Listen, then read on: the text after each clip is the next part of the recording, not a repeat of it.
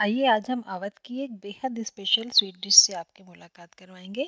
ये शाही टुकड़ा है, आपने पहचान तो लिया ही होगा।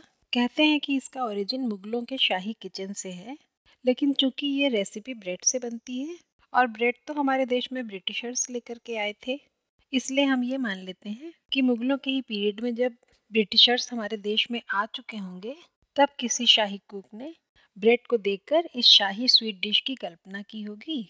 और सच में ये इतनी टेस्टी बनकर तैयार हुई कि आज तक खास खास मौक़ों पर, त्योहारों पर लोग स्पेशली फरमाइश करके शाही टुकड़ा बनवाते हैं और ये छोटों बड़ों बच्चों बूढ़ों सबको बहुत पसंद आता है। और इसे बनाना भी बेहद आसान है। आप या तो इस तरह से ब्रेड के अपने मनचाहे टुकड़े काट लीजिए, या कई जगह तो मैंने इसको ब्रेड के पूरे पीस के साथ भी बनते हुए देखा है। बस इसको बनाने में दो बातों का बहुत ही ज्यादा ध्यान रखना पड़ता है। वो दो बातें क्या है वो इस वीडियो में मैं अभी आगे आपको बताऊंगी। पूरा वीडियो ध्यान से देख लीजिएगा, बिल्कुल भी स्किप मत करिएगा, क्योंकि इन्हीं दो पॉइंट्स पर अगर आप चूके तो फिर शाही टुकड़ा शाही न रहकर गए गुजरे से भी गया गुजरा हो जाता है। पहला पॉइंट है ब्रेड का फ्राई करना। इसके लिए हमें कढ़ाई में काफ़ी अच्छी मात्रा में तेल लेकर पहले उसको गरम करना होता है, और जब गरम हो जाए तब फ्लेम को मीडियम करके ब्रेड के 5-6 पीसेस एक साथ ही डाल दीजिए, क्योंकि आपको यहाँ पर ब्रेड को बिल्कुल यूनिफॉर्मली फ्राई करना है। बिल्कुल एक जैसी सिकाई हो, एक जैसा कलर हो, ना हो कि कहीं पर ज़्यादा सिकाई हो गई है और कहीं पर सफ़ेदी झलक रही है। बिल्कुल एक समान गोल्डन ब्राउन और सारे पीसेस एक जैसे। इसीलिए अगर हम एक एक करके पीसेस डालेंगे तो सबसे पहले वाला पीस लास्ट वाले पीस के फ्राई होने तक अपना कलर चेंज कर लेगा और जला हुआ सा दिखने लगेगा। इसलिए जैसे मैंने किया था कि 5-6 ब्रेड के पीस एक ही साथ ऑयल में डाले और मीडियम फ्लेम पर जल्दी जल्दी उलट पुलट कर इनको फ्राई करते हुए एक साथ ही निकाल लेंगे। आप देख ही रहे हैं कि ब्रेड के सारे पीसेस एक जैसे कलर में बिल्कुल एक तरह के गोल्डन ब्राउन फ्राई हुए हैं, और इतना फ्राई होने के बाद से ब्रेड बिल्कुल क्रिस्पी हो जाती है। जब इस स्पैचुला का टच आपको ऐसा लगने लगे कि अब इसमें बिल्कुल भी ब्रेड की सॉफ्टनेस नहीं रह गई है, तब फ्लेम को लो करके और इन सारे पीसेस को हम जल्दी से ऑयल से बाहर निकाल लेंगे। आप एक बार यहाँ पर ध्यान से देखिए, ब्रेड के ये सारे पीसेस कलर में और क्रिस्प में बिल्कुल एक तरह से फ्राई हुए हैं। मैंने वीडियो की स्टार्टिंग में जिन दो पॉइंट्स पर ध्यान देने की बात कही थी, उसमें ये ब्रेड को बिल्कुल प्रॉपरली फ्राई करने का पहला पॉइंट अगर आपने पार कर लिया तो बाकी का काम काफ़ी आसान हो जाता है। क्या होता है कि अगर ब्रेड एक जैसे फ्राई नहीं होंगे तो बाद में पूरी डिश प्रिपेयर हो जाने के बाद सारे पीसेस कहीं से कड़े कहीं से सॉगी रहेंगे और टेस्ट और शो सब कुछ खराब हो जाएगा। अब आप इन फ्राई किए हुए ब्रेड के टुकड़ों को एक चौड़ी थाली में इस तरह से अरेंज कर दीजिए। फिर इन टुकड़ों के ऊपर लगभग 1 कप दूध चम्मच से इस तरह से डालिए कि सारे पीसेस दूध से भीग जाएं। हमें इन टुकड़ों को दूध में भिगोकर बिल्कुल मुलायम नहीं करना है, बस ऐसा करना है कि हर पीस पर दूध का टच आ जाए और ये अपनी क्रिस्प को खोए बिना हल्के से सॉफ्ट हो जाएं।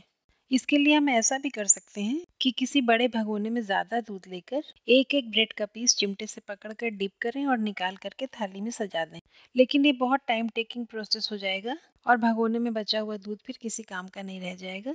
इसलिए हम थोड़ा थोड़ा करके चम्मच से ही दूध सारे ब्रेड के पीसेस पर डाल देंगे, तो इस तरह से हमें हल्की सी सॉफ्टनेस लिए हुए क्रंची पीसेस मिल जाएंगे। थाली में जहाँ जहाँ खाली जगह दिख रही है वहाँ भी थोड़ा थोड़ा सा दूध डाल दीजिए, तो इस तरह से नीचे वाले ब्रेड के पीसेस तक भी दूध पहुँच जाएगा। अब इन पीसेस को 15-20 मिनट तक ऐसे ही सोक होने दीजिए।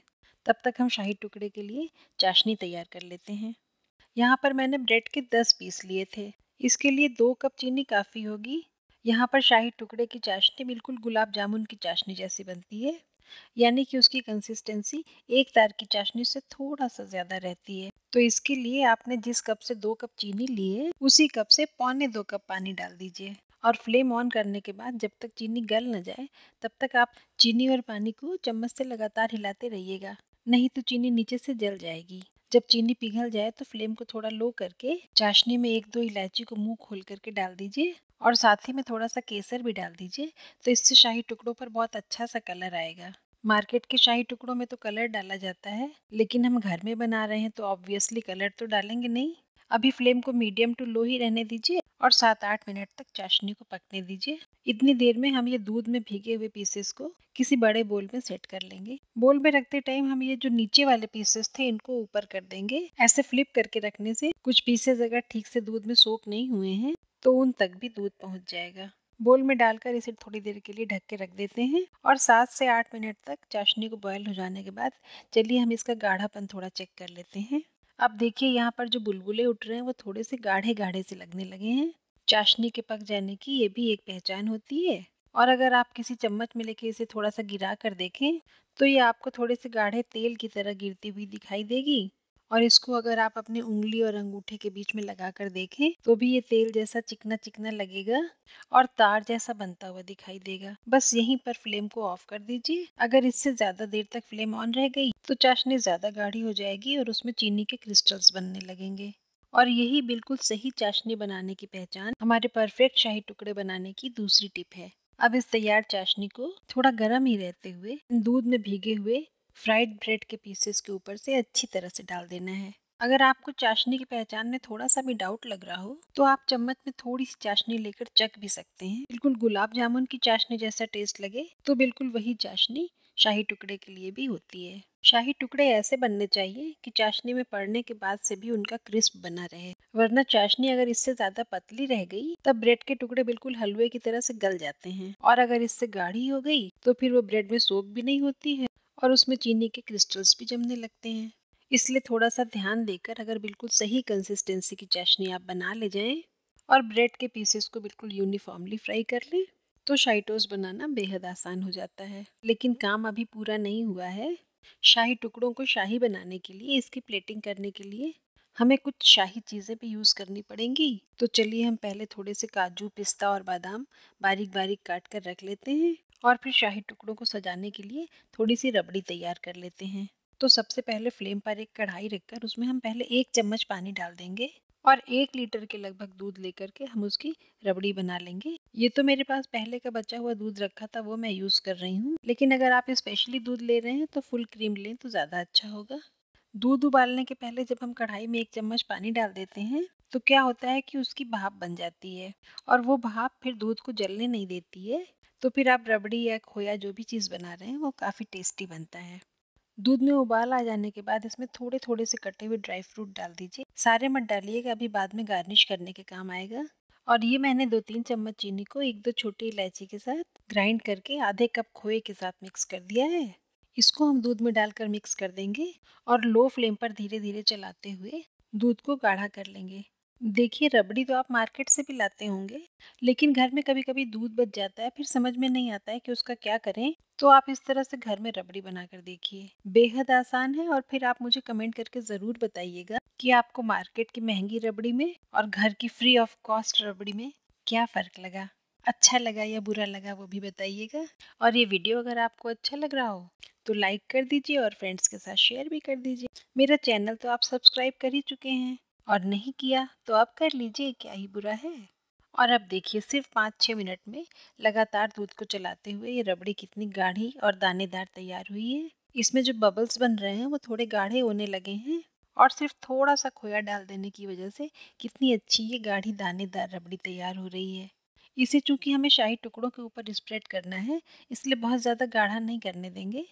और ये जो कढ़ाई के किनारों पर मलाई जम रही है, इस मलाई को भी हमें तोड़ तोड़ कर इसी रबड़ी में मिला देना है। आप जब भी रबड़ी या खोया बनाइए तो पहली बात तो ये है कि इसके लिए कढ़ाई हमेशा मोटी तली की लेनी चाहिए, तभी पूरे कंटेंट पर आंच बराबर से स्प्रेड होती है। और फिर दूध को लगातार चलाते रहना भी बहुत ज़रूरी है। अगर नहीं चलाएंगे तो नीचे नीचे से दूध जलने लगेगा। और तीसरी बात ये कि दूध पर मलाई नहीं बनने देना है। दूध की मलाई जैसे ही बने वैसे ही उसको तोड़ दीजिए और तोड़कर रबड़ी में ही मिला दीजिए। इस तरह से रबड़ी दानेदार बनती है। अब देखिए, यहाँ पर दूध कितना अच्छा गाढ़ा हो गया और इसका कलर भी चेंज हो गया। बस हम यहाँ पर फ्लेम ऑफ कर देंगे। शाही टुकड़े भी तैयार हैं, रबड़ी भी तैयार है। तो आइए अब हम इसकी प्लेटिंग कर लेते हैं। आप देख रहे हैं कि ब्रेड के सारे पीसेस ने कितनी अच्छी तरह चाशनी को सोक कर लिया है, लेकिन ये बिल्कुल भी सॉफ्ट नहीं हुए हैं। इनका क्रिस्प भी अभी तक बना हुआ है, लेकिन फिर भी ये कितने ज़्यादा जूसी हैं। और इन्होंने जो अंदर तक चाशनी को एब्जॉर्ब कर लिया है उसकी वजह से इनमें एक ग्लेज आ गया है। अगर आपको चाशनी के साथ शाही टुकड़े खाना पसंद है तो आप थोड़ी ज़्यादा चाशनी बनाकर उसमें ब्रेड के पीसेस को डिप करिए। इस तरह एब्जॉर्ब होने के बाद भी काफ़ी चाशनी उसी में बची रह जाएगी। अब इन सारे पीसेस के ऊपर थोड़ी थोड़ी रबड़ी रख दीजिए और फिर और भी ज़्यादा शाही लुक देने के लिए कटे हुए मेवे डालकर गार्निश कर दीजिए। आपका शाही डेजर्ट बिल्कुल तैयार है। इसे चाहे आप खुद अपनी फैमिली के साथ खाइए या मेहमानों को खिलाइए, आपको तारीफ़ें मिलने से कोई नहीं रोक सकता। तो ये छोटी-छोटी टिप्स फॉलो करके आप शाही टुकड़ा ज़रूर बनाइएगा। कैसा बना और आपको कैसा लगा? घर में सबको कैसा लगा मुझे कमेंट करके ज़रूर बताइएगा। मिलते हैं नेक्स्ट वीडियो में। Bye bye and take care.